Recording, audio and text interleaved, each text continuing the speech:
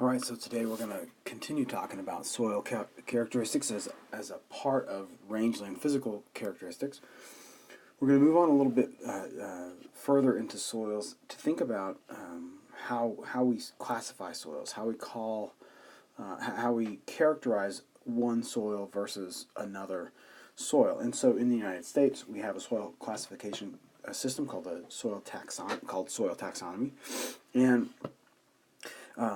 this allows us to arrive at any place in any location in the United States and determine what kind of soil we're dealing with. What are some of the properties of the soil? And soil classification, what we call the 12 soil orders, that is something that that is at a pretty high level, gives us some general ideas about the soil, doesn't tell us everything about the soil, doesn't tell us necessarily the texture of the soil, doesn't tell us the structure of the soil, the pH of the soil. It doesn't always tell us the pH of the soil. Sometimes it hints at what the pH is. So we're going to learn some of these soil orders because what we find is that they are part of the story to tell us how it is that rangeland is more productive, is less productive, based on the kinds of soils that are in any given place. So we have a lot of different kinds of rangeland with different kinds of biota on them. You can see three different examples here. We have on the left-hand side, we have a shallow soil, so you can see that that the soil really isn't very deep. It pretty much stops right there. This material is getting formed into soil from the parent material, forming this direction. But a fairly shallow soil hasn't had a lot of activity on it in terms of biological activity yet. In the middle we have an aridisol, and we can see that we've got this big cactus growing here, some kind of xeric shrub, a shrub that's able to withstand arid climates. And the soil itself is formed in an arid climate and has some distinctive characteristics. Over here on the right-hand side, we've got a Malasada, and that's what we're going to learn is our typical grassland soil. So we have some grassland species on this. We have a collection of organic material that's in there, followed by a less organic layer as well. So this is an example of some of our soil orders.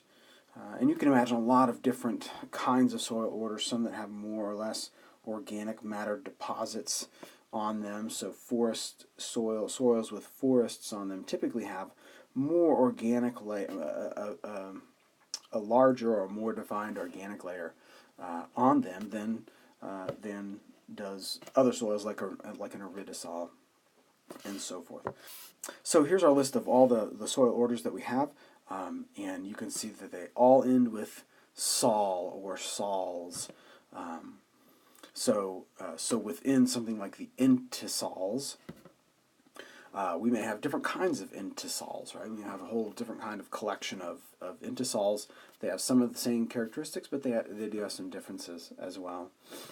So entisols, inceptisols, gelisols, alphisols, mollisols, spotisols, ultisols, vertisols, aridisols, histosols, andisols, and oxysols. Now, if you're in some of my other courses like Introduction to Soil Science or Range Plant Identification, we'll cover these in those courses as well. One of the things that I love to talk about is soils. That was my area of study. And so you might see this various times, and that's totally fine. You're going to know your 12 soil orders, and that's going to be a piece of information that you'll carry with you the rest of your life, and it's going to be really great. So we're going to step through each one of these. I'm going to go relatively fast in the description of each one of these, and then what you can do is take a look at the maps in terms of where these are. If you want to pause and take a look at the maps, you can. I might have a couple of comments on the maps and then move right on. So if you want to see the maps, go ahead and just pause the video and take a look at the maps to see where these different soil orders are in the United States.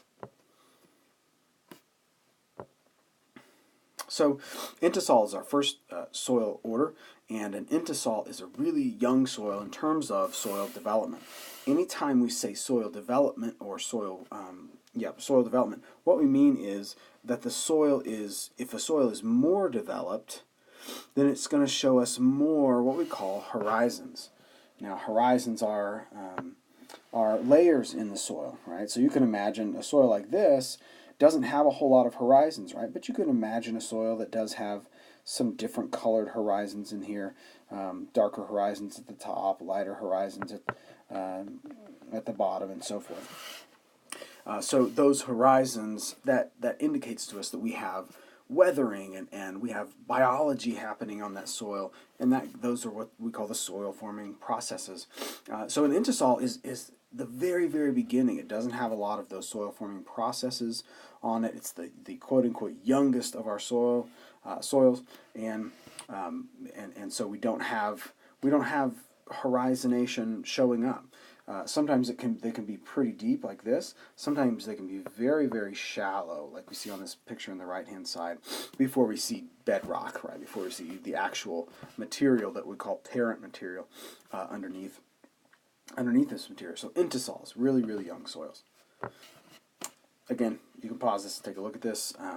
You can see they're really distributed far and wide. Anything, and let me say on these maps, anytime you see color on these maps, it means that there is an intisol there of different kinds. So you can see all these colors represent different kinds of intisols, different kinds of young soils or not very weathered soils. But anytime you see color on these maps, you're going to be looking at that particular soil order.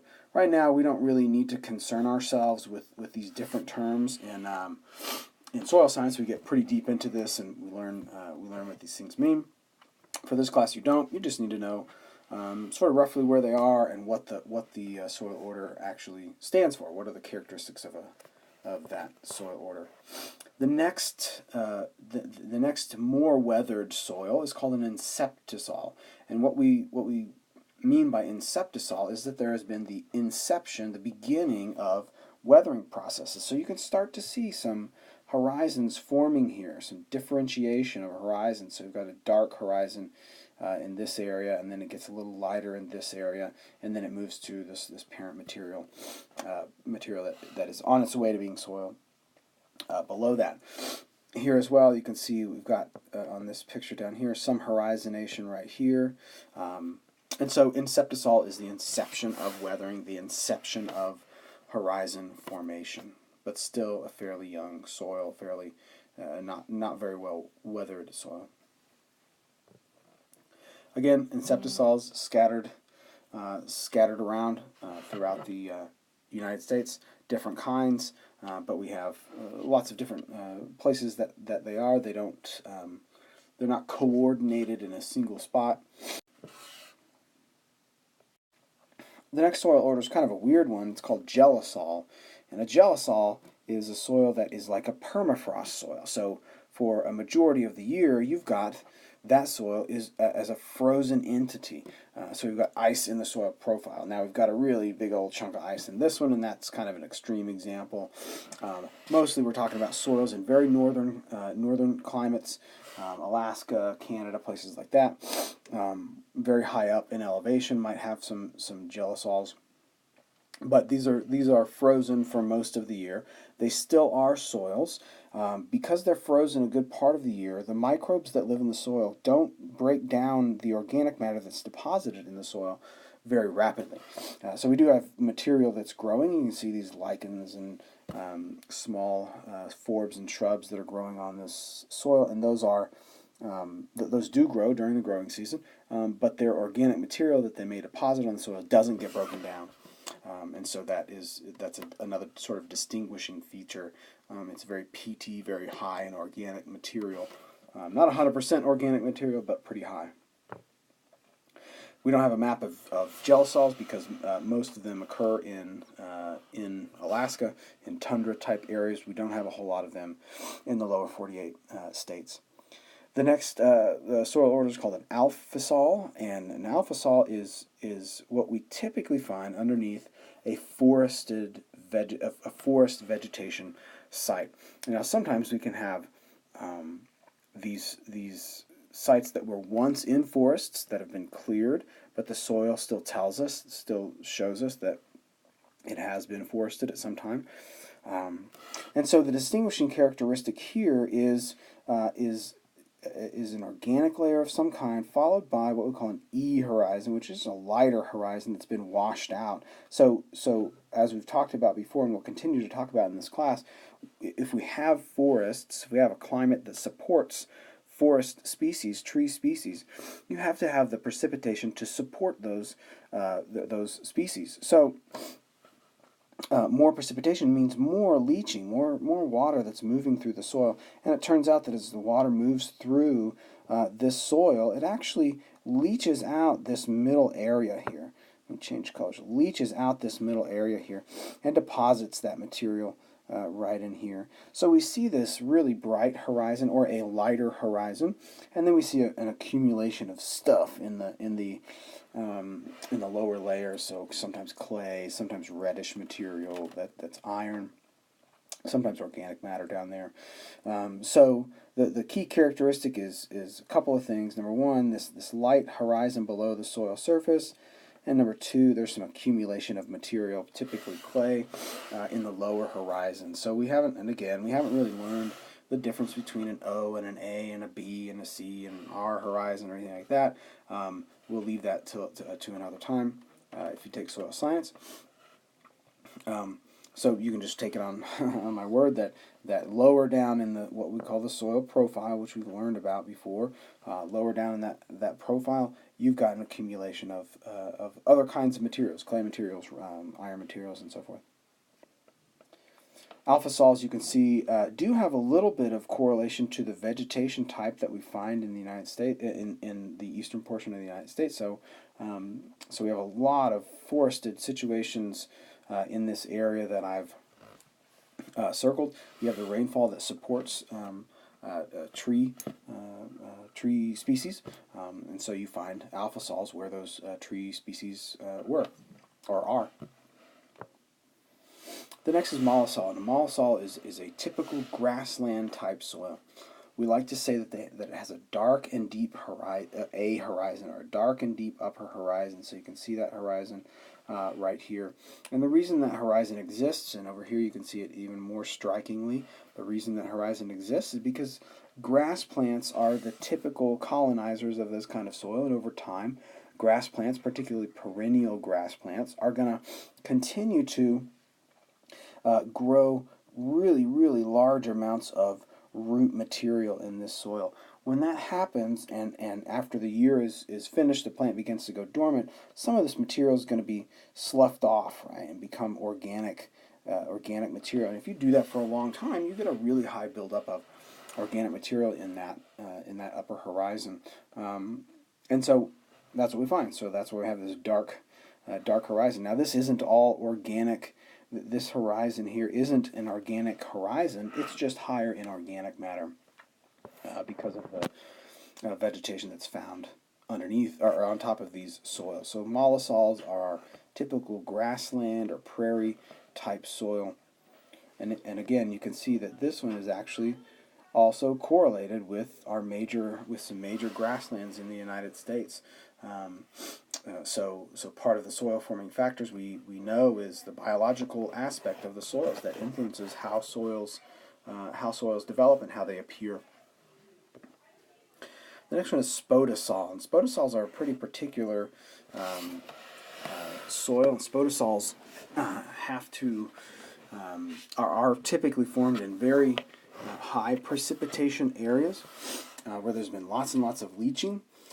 And so this spode word is the Russian word for ashes. Now this layer isn't ash, this white layer that you're seeing there isn't ash, it's just very, very well washed, leached out. And so you can see this very leached horizon followed by a horizon that has an accumulation of that leached material, maybe clay, maybe in this case iron, that gives it the reddish tint, maybe organic matter. So over here, in this one, you can see that this dark horizon that I'm outlining here has been washed out of this whitish horizon. Okay, so that's pretty key for a spodosol. Very, very striking horizon of loss. We call it E horizon, eluviation, and then a collection of organic material or iron material in the horizon that's below that layer. So spodosol. Again, spodosols have to, or typically form underneath very high precipitation areas. You can see we have 2 or 3 areas of this in the United States. High precipitation, sometimes high precipitation combined with cool weather, sometimes high precipitation combined with very hot weather, as we find in Florida. Ultisol. Ultisol, if intisol and septisol were our younger soils, and ultisol is getting on in years, getting on in age, and the more aging process, the more weathering, the more time a soil spends under highly weathering conditions, so hot and humid conditions, lots of rainfall in these areas, the more this soil starts to look less defined and less developed, although it is very developed. You can have some similarities to alpha sols here. They tend to be more reddish, they tend to be more acidic. The environment lends itself to acidity. They may have a lighter horizon in there, like we saw with alpha sols, but generally speaking, reddish in nature, found under soils that have high precipitation in very warm climates. So, makes sense, right? So we have the southeast here that's very, very warm, very, very humid, high precipitation, and you've got these ultisols showing up underneath those areas. Oxisol would be our oldest soils, so our most weathered soils, and you can see these look very similar to, say, an inceptisol. So the distinction between horizons has almost been, as it were, washed out of these horizons. Now there is still some horizonation, so we can begin to distinguish these from inceptisol, but a good majority of that has been washed away. These tend to be very, very acidic, so the pH number is itself really low, and we don't have a lot of these. Again, these are under hot and humid tropical type climates, lend themselves to or are correlated with oxisols. We don't have a whole lot of these in the United States. You can see some in Hawaii, Puerto Rico. That makes sense if these are being formed under tropical type conditions. Not of too much importance to us worldwide. They actually become really important for places like Brazil and in different countries in Africa as well. Now we come to some of the weird outliers, maybe we could call them, of the soil orders. The first one is vertisol, and that is soils with what we know in Wyoming as bentonite, but shrinking and swelling clays. And that shrinking and swelling can cause there to be pretty deep cracks in the soil. The soil moves a lot, so you have these very wide cracks as well. Pretty bad for foundations. But the key component of vertisols is that they have the ability to shrink and swell.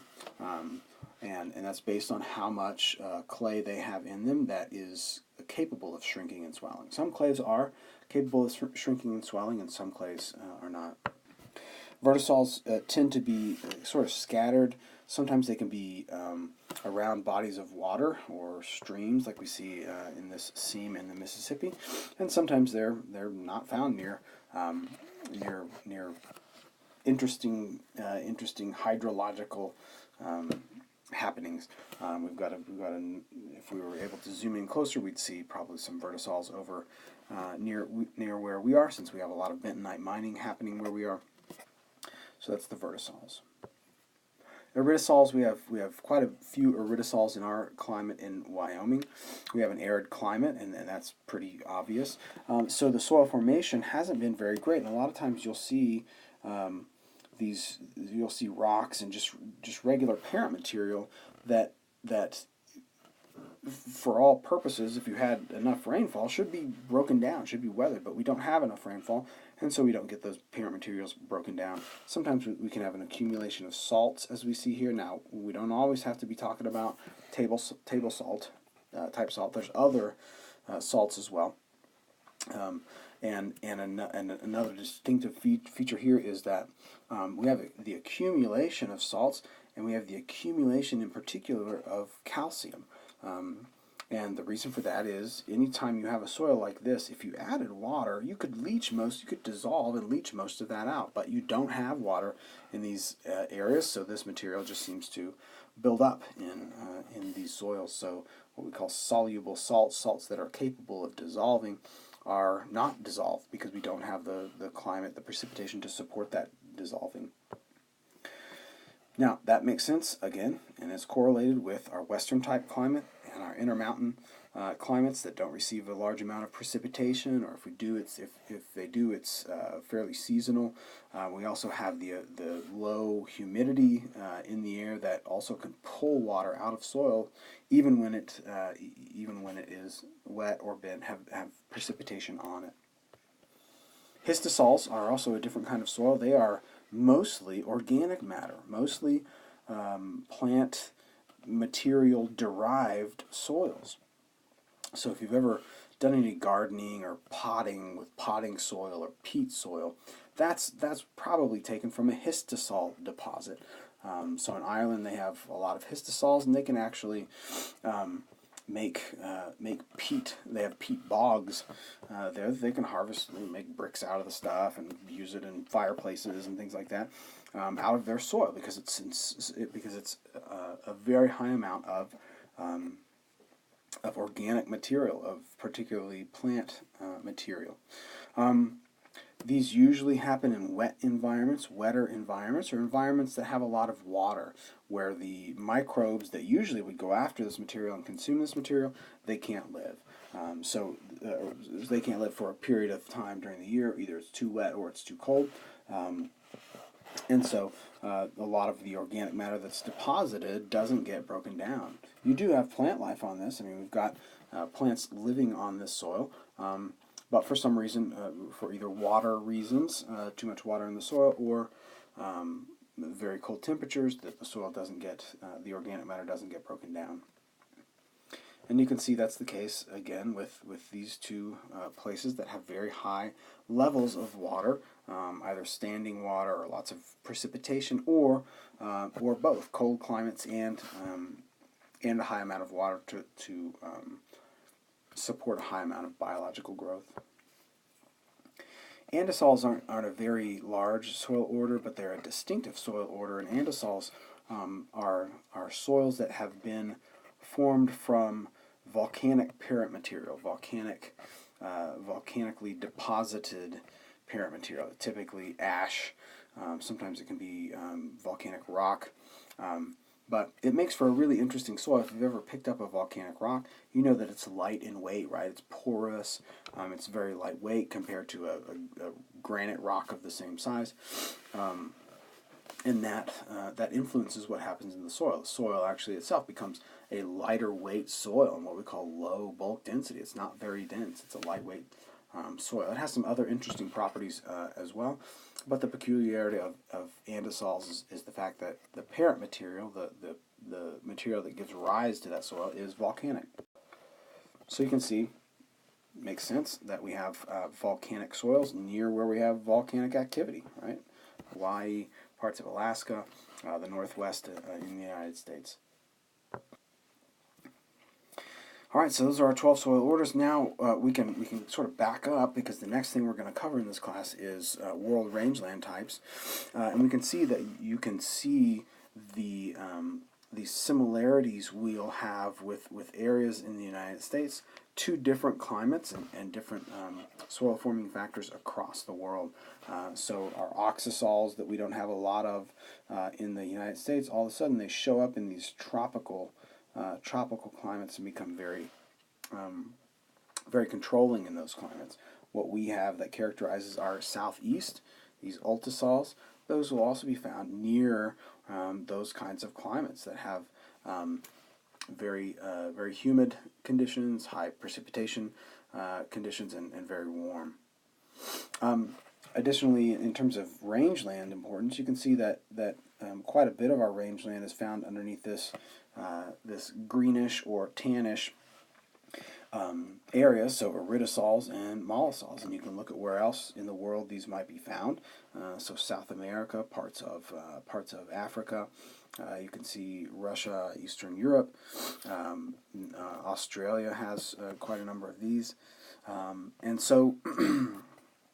So you can start to make some correlations between what we might find in terms of rangelands in in the United States versus what we would find comparably in the world. So again, we point out these rangeland physical characteristics as a way to talk about, as a way to define the foundations of what it means for rangeland to be more or less productive based on those physical factors. So hopefully you've kind of put your head around all the physical factors that are possible to be able to be characterized in rangelands, and you're learning about how they are working to give you more production or less production, one kind of plant community versus another kind of plant community. This also goes into other kinds of production characteristics, right? So you can see here this warm, wet climates support large livestock gains because there's lots of forage there available for the livestock, but there's a lot of pest pressure, a lot of disease pressure in those areas because we don't have a really long and hard freezing events to get rid of these sorts of things, right? And then we have the opposite problem with dry, cool climates like in the west and drier, higher elevation areas in the west. So those areas are drier, cooler, probably less disease pressure, but the plant production isn't there. So we can start arranging these rangeland physical characteristics in our mind and in reality in what ecological sites we have, and start to make good conclusions. You can take a look at this graph on your own and sort of try to determine, it's a fun little graph to try to determine whether or not weather, or in this case rainfall in April through September of all these years, correlates to the production that we're seeing with heifers or bulls. So you can press the pause button, and I would say take a look at this and see if it's correlated. Maybe it's correlated positively, maybe it's correlated negatively. But I want you to try to put those things together, trying to again just apply what we're learning about physical characteristics into the rangeland production. Okay, so this finishes our rangeland physical characteristics section. We learned, number one, precipitation is that key controlling element in determining what kind of range we have and the productivity and even the kinds of plants we have on any given range. We learned that precipitation isn't just one thing; it has a lot of characteristics to it. So we learned about annual averages versus seasonality. We learned about different climate types that support. That have more precipitation at one time in the year versus another, and we see that is one of the controlling factors in what kinds of range we have. We spent quite a bit of time on soil and just outlining the characteristics, the broad characteristics of soil. We didn't exhaust that. We're not. You shouldn't think that you know everything about soil. After this, you should hopefully feel like you've got some footing that you can continue to build on. But we are recognizing that soil has a controlling aspect on plant production, particularly for range.